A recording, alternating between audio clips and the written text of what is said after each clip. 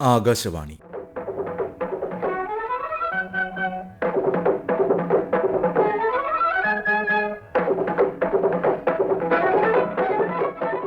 തിരുവനന്തപുരം പ്രാദേശിക വാർത്താ വിഭാഗം അവതരിപ്പിക്കുന്ന വാർത്താ തരംഗിണി. ഇന്ത്യ എന്ന റിപ്പബ്ലിക് 76ന്റെ നിറവിൽ അഭിമാനയാത്ര താണ്ടാൻ ഇനിയും ദൂരമേറെ. ഭാരതത്തിന്റെ 76ാം റിപ്പബ്ലിക് ദിനം നാം ഇന്നലെ പ്രൗഢഗംഭീരമായി ആഘോഷിച്ചു. രാജ്യത്തിന്റെ സാംസ്കാരിക വൈവിധ്യവും സൈനിക ശക്തിയും സാങ്കേതിക മികവും ജനകേന്ദ്രീകൃതമായ വികസന മാതൃകകളും വിളിച്ചോതിക്കൊണ്ടുള്ള സമുജ്വലമായ റിപ്പബ്ലിക് ദിന പരേഡ് ന്യൂഡൽഹിയിലെ കർത്തവ്യ പഥിൽ നടന്നു. കേരളം ഉൾപ്പെടെ രാജ്യത്തിന്റെ നാനാഭാഗങ്ങളിലും ആഘോഷ പരിപാടികൾ നടന്നു. ഇന്ത്യൻ ഭരണഘടന നിലവിൽ വന്നിട്ട് 75 വർഷം പൂർത്തിയായ വേള കൂടിയായിരുന്നു ഇത്തവണത്തെ റിപ്പബ്ലിക് ദിനം. 1950 ജനുവരി 26-നാണ് ഭരണഘടന പ്രാബല്യത്തിൽ വന്നത്. 1946 മുതൽ തന്നെ ഭാരതം ഭരണഘടനാ നിർമ്മാണ പ്രക്രിയ ആരംഭിച്ചിരുന്നു. രാജ്യത്തിന്റെ വിവിധ ഭാഗങ്ങളിൽ നിന്നുള്ള വൈവിധ്യമാർന്ന പശ്ചാത്തലങ്ങളിൽ നിന്ന് വന്ന ഒട്ടനേകം ആശയധാരകളെ പ്രതിനിധീകരിക്കുന്ന നേതാക്കൾ ഉൾപ്പെട്ട ഭരണഘടനാ നിർമ്മാണ സഭയിലൂടെയായിരുന്നു ഇത്. ഏറെ വിശദമായ ചർച്ചകളിലൂടെയും ചൂടേറിയ സംവാദങ്ങളിലൂടെയും സമവായങ്ങളിലൂടെയുമാണ് ഭരണഘടനയുടെ കരട് ഉരുത്തിരിഞ്ഞു വന്നത്. ഡോക്ടർ BR അംബേദ്കർ ആയിരുന്നു ഡ്രാഫ്റ്റിംഗ് കമ്മിറ്റിയുടെ അധ്യക്ഷൻ. 1949 നവംബർ 26-ന് ഈ കരട് അംഗീകരിക്കപ്പെടുകയും 2 മാസങ്ങൾക്ക് ശേഷം അത് നിലവിൽ വരികയും ചെയ്തു. റിപ്പബ്ലിക് ദിനം എല്ലാ പൗരന്മാർക്കും കൂട്ടായ ആഹ്ലാദത്തിന്റെയും അഭിമാനത്തിന്റെയും വേളയാണെന്നും കഴിഞ്ഞ 75 വർഷങ്ങളിൽ ഇന്ത്യയുടെ പുരോഗതിക്ക് ഭരണഘടന മാർഗനിർദ്ദേശം നൽകിയതായും റിപ്പബ്ലിക് ദിന തലേന്ന് രാജ്യത്തെ അഭിസംബോധന ചെയ്യവേ രാഷ്ട്രപതി ദ്രൗപദി മുർമു പറഞ്ഞു. हमारा संविधान भारतवासियों के रूप में हमारी सामूहिक अस्मिता का मूल आधार है, जो हमें एक परिवार की तरह एकता के सूत्र में पिरोता है. पिछले 75 वर्षों से संविधान ने हमारी प्रगति का मार्ग प्रशस्त किया है. 75 വർഷത്തെ യാത്രക്കിടെ രാഷ്ട്രവും ഭരണഘടനയും നേരിട്ട വെല്ലുവിളികൾ ചില്ലറയല്ല. പട്ടിണിയും നിരക്ഷരതയും കൊടിയ അസമത്വങ്ങളും അനാരോഗ്യവും കലാപങ്ങളും വിഘടനവാദവും സാമ്പത്തിക മുരടിപ്പും മാത്രം ബാക്കിവെച്ചാണ് ബ്രിട്ടീഷുകാർ ഇന്ത്യ വിട്ടുപോയത്. അതിൽ നിന്ന് സുശക്തവും സ്വയം പര്യാപ്തവുമായ ഒരു ആധുനിക ജനാധിപത്യ രാഷ്ട്രം നമുക്ക് കെട്ടിപ്പടുക്കേണ്ടിയിരുന്നു. ഈ ഉദ്യമങ്ങൾക്ക് ഭരണഘടന ദിശാസൂചികയായി. എഴുതപ്പെട്ടതിൽ വെച്ച് ഏറ്റവും ബൃഹത്തായ ഭരണഘടനയാണ് നമ്മുടേത്. ദേശീയ പ്രസ്ഥാനത്തിന്റെ പൈതൃകവും ചൈതന്യവും അതിൽ പ്രതിഫലിക്കുന്നു.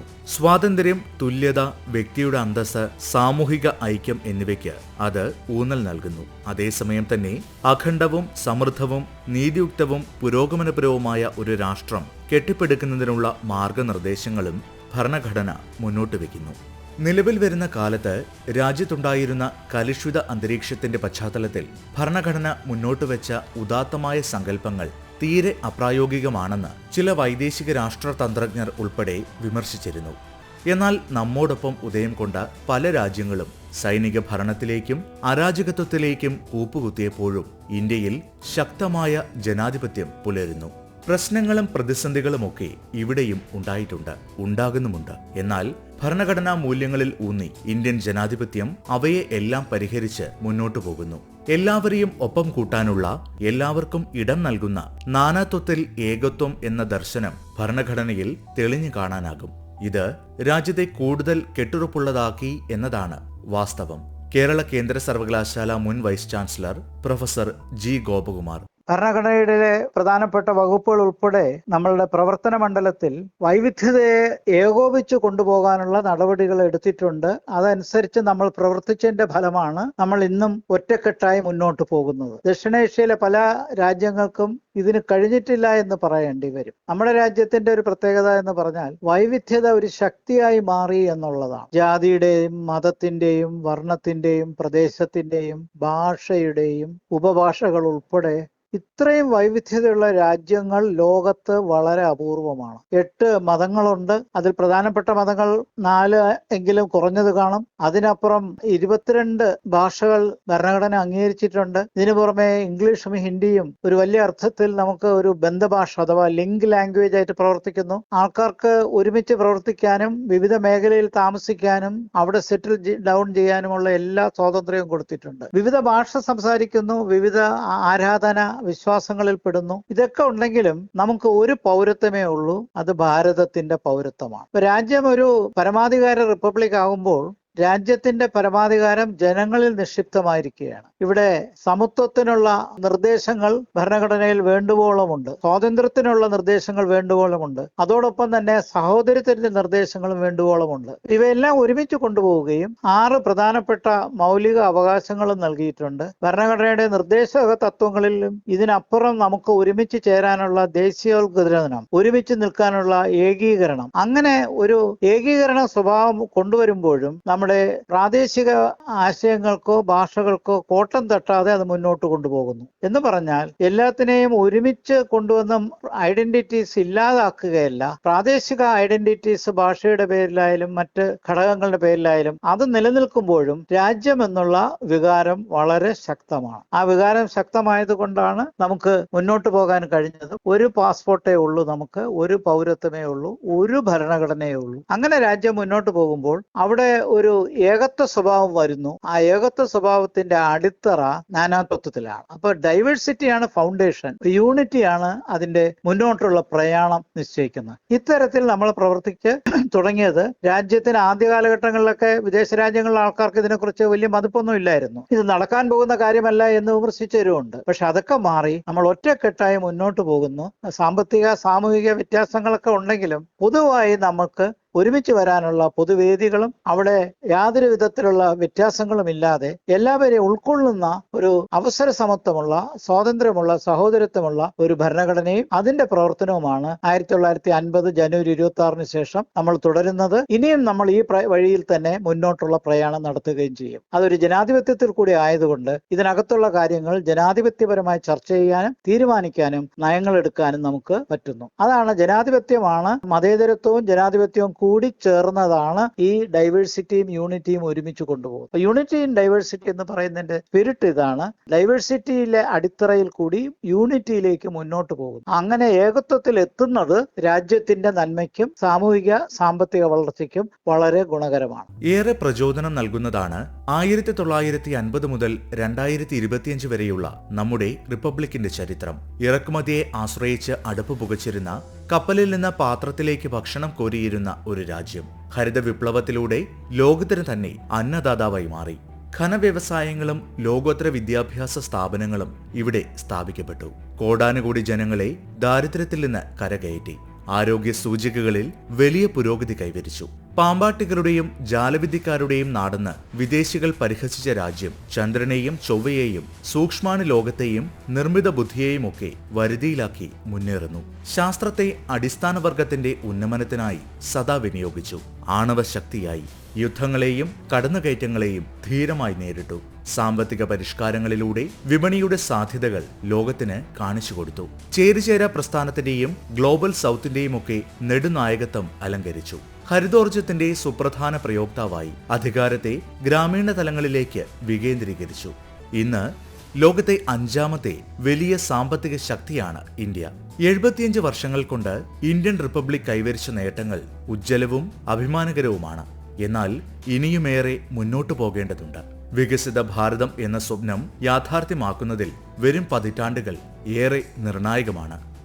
Indian institute of space science and ടെക്നോളജിയിലെ ഹ്യൂമാനിറ്റീസ് വിഭാഗം associate professor doctor Shaijimon CS.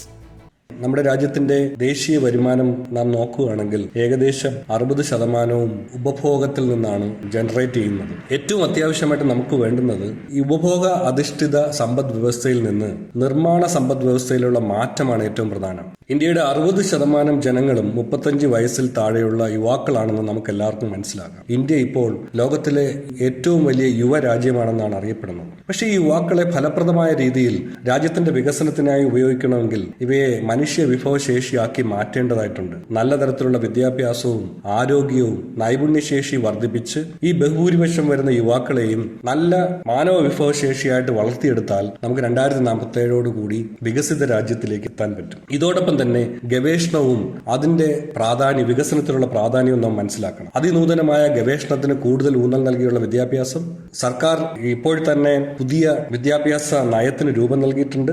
അത്തരത്തിൽ ഗവേഷണത്തിനും കൂടുതലായിട്ടുള്ള അഭിരുചിക്കും അനുസരിച്ചുള്ള വിദ്യാഭ്യാസം നേടി നമ്മുടെ ബഹുഭൂരിപക്ഷം വരുന്ന യുവാക്കളെയും നൈപുണ്യശേഷിയുള്ളവരാക്കി മാറ്റേണ്ടത് അത്യാവശ്യമാണ്. അടുത്ത 25 വർഷം നമുക്ക് നിർണായകമാണ്. 2047-2050 കൂടി നമ്മുടെ വികസിത രാജ്യം എന്നുള്ള സ്വപ്നത്തിലേക്ക് നാം എത്തേണ്ടത്. ഇത് നമ്മൾ എല്ലാവരും വിചാരിച്ചാൽ മാത്രമേ അതിലേക്ക് എത്താൻ പറ്റുള്ളൂ. പുത്തൻ സാങ്കേതിക വിദ്യകൾ നമ്മൾ ഏറെക്കുറെ സ്വായത്തമാക്കിയിട്ടുണ്ട്. പക്ഷെ എന്നിരുന്നാൽ തന്നെയും 4ാം വ്യാവസായിക വിപ്ലവം നടക്കുന്ന ഈ തരുണത്തിൽ ചൈനയെയും അമേരിക്കയെയും യൂറോപ്യൻ യൂണിയനെയും പോലെയുള്ള വലിയ വലിയ രാജ്യ സമൂഹങ്ങളുടെ ഇടയിലേക്ക് നമ്മളും ഏറ്റവും വലിയൊരു സാമ്പത്തിക ശക്തിയായിട്ട്, 5ാമത്തെ ലോകത്തിലെ ഏറ്റവും വലിയ സാമ്പത്തിക ശക്തിയായിട്ട് നമ്മൾ വളർന്ന് വലുതായി കഴിഞ്ഞു. അതിനൂതനമായ സാങ്കേതിക വിദ്യ, artificial intelligence, data analytics, quantum computing, internet of things, space technology മുതലായ അതിനൂതന ടെക്നോളജികളുടെ സാങ്കേതിക വിദ്യയുടെ കൂടുതലായിട്ടുള്ള സ്വായത്തമാക്കേണ്ടത് നമുക്ക് അത്യാവശ്യമാണ്. സ്റ്റാർട്ടപ്പുകളും മറ്റും പരിപോഷിപ്പിച്ചുകൊണ്ട് കൂടുതൽ തൊഴിലവസരങ്ങൾ സൃഷ്ടിക്കേണ്ടതാണ്. വികസിത രാജ്യത്തിന്റെ ശ്രേണിയിലേക്ക് ഉയരുമ്പോൾ തന്നെ മറ്റൊരു തരത്തിലുള്ള ഒരു വെല്ലുവിളിയാണ് നമ്മുടെ വളർച്ചയിലേക്കുള്ളത്. നമ്മൾ ലോകത്തിലെ ഏറ്റവും വലിയ വളർച്ച കൈവരിക്കുന്ന രാജ്യമാണെന്നിരിക്കെ നമ്മുടെ വളർച്ച എല്ലാ ആൾക്കാരിലും എത്തുന്നുണ്ടോ? എല്ലാ വിഭാഗം ജനങ്ങളിലും ആ വളർച്ചയിൽ കോൺട്രിബ്യൂട്ട് ചെയ്യുന്നുണ്ടോ എന്നുള്ളത് വളരെ വലിയൊരു ചോദ്യമാണ്. അപ്പൊ അത്തരത്തിൽ എല്ലാ വിഭാഗം ആൾക്കാരും വളർച്ചയിലേക്ക് കോൺട്രിബ്യൂട്ട് ചെയ്യുന്ന തരത്തിൽ നമ്മുടെ നയരൂപീകരണം നടത്തണം. അത്തരത്തിൽ നമ്മുടെ വികസനം എല്ലാവരിലേക്കും എത്തി സമത്വസുന്ദരമായിട്ടുള്ള ഒരു രാജ്യമായിട്ട് വളർന്നു വരുന്നത് അത്യാവശ്യമാണ്. കാർഷിക മേഖലയാണ് മറ്റൊരു പ്രധാനപ്പെട്ട മേഖല. കർഷകരുടെ വരുമാനം വർദ്ധിപ്പിക്കുക എന്നുള്ളത് ഏറ്റവും വലിയൊരു വെല്ലുവിളിയാണ്. നമ്മൾ ഇത്രയും 75 വർഷം റിപ്പബ്ലിക് പൂർത്തിയാവുമ്പോഴും കാർഷിക മേഖലയിലെ കർഷകരുടെ വരുമാനം വളരെയേറെ വർദ്ധിച്ചിട്ടില്ല എന്നുള്ളത് ഒരു വാസ്തവമാണ്. ഇനി കമേഴ്ഷ്യലൈസേഷൻ ഓഫ് അഗ്രികൾച്ചറിലൂടെ നമ്മുടെ കർഷകരുടെ വരുമാനം വളരെയേറെ വർദ്ധിപ്പിക്കേണ്ടത് അത്യാവശ്യമാണ്. മൂല്യവർദ്ധിത ഉൽപ്പന്നങ്ങൾ ഉൽപ്പാദിപ്പിച്ച് അവയെ കമ്പോളത്തിലെത്തിച്ച് കൂടുതൽ വരുമാനം കാർഷിക മേഖലയിലും കർഷകർക്കും ഉണ്ടാക്കേണ്ടത് വളരെ അത്യാവശ്യമാണ്. കാലാവസ്ഥാ വ്യതിയാനം കൊണ്ടുണ്ടാകുന്ന വെല്ലുവിളികൾ വളരെ വലുതാണ്. അത്തരത്തിലുള്ള കാലാവസ്ഥാ വെല്ലുവിളികളെ ഫലപ്രദമായി നേരിട്ട് അവയുടെ ദൂഷ്യവശങ്ങൾ ഇല്ലാതാക്കാൻ വേണ്ടി ശ്രദ്ധിക്കുന്ന തരത്തിൽ നമുക്ക് കൂടുതൽ ഊന്നൽ നൽകേണ്ടത് അത്യാവശ്യമാണ്. ആരോഗ്യ മേഖലയ്ക്ക് കൂടുതൽ ഇൻഷുറൻസ് പോലെയുള്ള പരിരക്ഷ നൽകിക്കൊണ്ട് ഉയർന്നു വരുന്ന ആരോഗ്യ ചെലവുകളെ കുറയ്ക്കാനും ആരോഗ്യ പരിപാലനം എല്ലാവരിലേക്ക് എത്തിക്കാനും എല്ലാത്തരം ജനങ്ങൾക്കും നല്ല ആരോഗ്യത്തോടുകൂടി ജീവിക്കാനുള്ള അവസരം നമ്മൾ ഇനി ഉണ്ടാക്കേണ്ടതാണ്. ഞാൻ പറഞ്ഞു വരുന്നത് നമുക്ക് ഇനിയുള്ള വെല്ലുവിളികൾ മറ്റു തരത്തിലാണ്. 2ാം തലമുറയും 3ാം തലമുറയും വെല്ലുവിളികൾ എന്ന് പറയപ്പെടുന്ന വെല്ലുവിളികൾ നമുക്കുണ്ടായിരുന്നു. ഇപ്പൊ അതും കഴിഞ്ഞ് 4ാം തലമുറ വെല്ലുവിളികളിലേക്കാണ് രാജ്യം വരുന്നത്. വികസിത രാജ്യത്തിലേക്ക് വരുമ്പോൾ ഉണ്ടാകുന്ന വെല്ലുവിളികൾ നമ്മൾ മനസ്സിലാക്കി നമ്മുടെ നയങ്ങളും പദ്ധതികളും മാറ്റം വരുത്തിക്കൊണ്ട് നമുക്ക് കൂടുതൽ ആൾക്കാരെ വികസിത ശ്രേണിയിലേക്ക് എത്തിക്കേണ്ടത് അത്യാവശ്യമാണ്. സുസ്ഥിര വികസനത്തിന് ഊന്നൽ നൽകി സർക്കുലർ എക്കോണമി പോലെയുള്ള സമ്പദ് വ്യവസ്ഥയുടെ ഊന്നൽ നൽകേണ്ടതാണ്. സാമൂഹ്യ നീതിയും സമത്വവും ഉറപ്പാക്കി എല്ലാവരെയും ഒരേപോലെ ജീവിക്കുന്ന മാതൃകാ രാജ്യമായി നമ്മുടെ ഇന്ത്യ മാറേണ്ടതാണ്. രാജ്യത്തെ ജനങ്ങൾക്ക് ഏകദേശം 30% നഗരത്തിലാണ് ജീവിക്കുന്നത് ഇപ്പോഴും. അത്തരത്തിൽ നാഗരിക ജനത, ലോകത്തിൽ തന്നെ ഏറ്റവും കൂടുതൽ നാഗരിക ജനത ഉള്ള രാജ്യങ്ങളിൽ ഒന്നായി നമ്മളും വളർന്നുകൊണ്ടിരിക്കുകയാണ്. അപ്പൊ നഗരത്തിന്റെ ഊന്നൽ നൽകിക്കൊണ്ട് അത്യാധുനിക അടിസ്ഥാന സൗകര്യങ്ങൾ നമ്മൾ കൃത്യമായി ഒരുക്കേണ്ടതും, അങ്ങനെ ഒരുക്കിയാൽ മാത്രമേ നമ്മുടെ യുവജനതയെ നമ്മുടെ രാജ്യത്തിലേക്ക് നിലനിർത്തിക്കൊണ്ട് അവർ മറ്റു രാജ്യങ്ങളിലേക്ക് പലായനം ചെയ്യുന്നത് ഒഴിവാക്കാനായി കഴിയൂ. ലോകോത്തര വിദ്യാഭ്യാസ സ്ഥാപനങ്ങൾ നമ്മൾ സൃഷ്ടിച്ച് നമ്മുടെ വിദ്യാഭ്യാസ സമ്പ്രദായം പുത്തൻ വിദ്യാഭ്യാസ രീതിക്കനുസരിച്ച് മാറ്റിക്കൊണ്ട് യുവാക്കളെ നല്ല വിദ്യാഭ്യാസ സമ്പന്നരായിട്ടുള്ള ആൾക്കാരും വലിയ നൈപുണ്യശേഷി ഉള്ള ആൾക്കാരുമായി മാറ്റിയാൽ ഈ മനുഷ്യ വിഭവം ഉപയോഗിച്ചുകൊണ്ട് വിവിധങ്ങളായ ലോകത്തിലെ വലിയ വൻകിട കമ്പനികളെ നമ്മളിലേക്ക് ആകർഷിക്കാനും ഇവിടെ നമ്മുടെ ഇൻവെസ്റ്റ്മെന്റ് വളരെയേറെ വർദ്ധിപ്പിച്ചുകൊണ്ട് നമുക്ക് തൊഴിലും നൈപുണ്യവും നമ്മുടെ എക്സ്പോർട്ടും ഒക്കെ വർദ്ധിപ്പിക്കാനും കഴിയുന്ന തരത്തിലേക്ക് നമ്മുടെ രാജ്യം 5ാമത്തെ വലിയ രാജ്യത്തിൽ നിന്ന് 1ാമത്തെ വലിയ രാജ്യത്തിലേക്ക് എത്താനായിരിക്കണം നമ്മൾ ഇനി പരിശ്രമിക്കേണ്ടത്. പ്രത്യക്ഷമായും പരോക്ഷമായും ഓരോ പൗരന്റെയും ജീവിതത്തെ ഗുണപരമായി സ്വാധീനിക്കുന്നതാണ് ഭരണഘടന. കാലഘട്ടത്തിന്റെ ആവശ്യകതകൾക്കനുസരിച്ച് വികസിക്കുകയും പരിഷ്കരിക്കപ്പെടുകയും ചെയ്യുന്ന ജൈവരേഖയാണ് അത്. ഭരണഘടന മുന്നോട്ട് വയ്ക്കുന്ന ദർശനങ്ങളും മൂല്യങ്ങളും ഉദാത്ത ആശയങ്ങളുമാണ് ഇന്ത്യയുടെ പരമാധികാരത്തിന്റെയും കെട്ടുറപ്പിന്റെയും രാഷ്ട്രസങ്കല്പത്തിന്റെയും ആധാരം. ഈ ആദർശങ്ങൾ സാർത്ഥകമാക്കാനും ഭരണഘടന വിഭാവനം ചെയ്യുന്ന ക്ഷേമരാഷ്ട്ര സങ്കല്പത്തിനായി തോളോട് തോൾ ചേർന്ന് പ്രവർത്തിക്കാനുമുള്ള ഓർമ്മപ്പെടുത്തൽ കൂടിയാണ് ഓരോ റിപ്പബ്ലിക് ദിനവും. വാർത്താ തരംഗിണി സമാപിക്കുന്നു.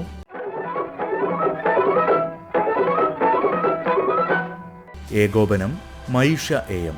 അവതരണം കരോൾ ത്രേസ്യാമ അബ്രഹാം. തയ്യാറാക്കിയത് അരവിന്ദ്. വാർത്താ തരംഗിണി ഇനി വ്യാഴാഴ്ച രാവിലെ 9:00.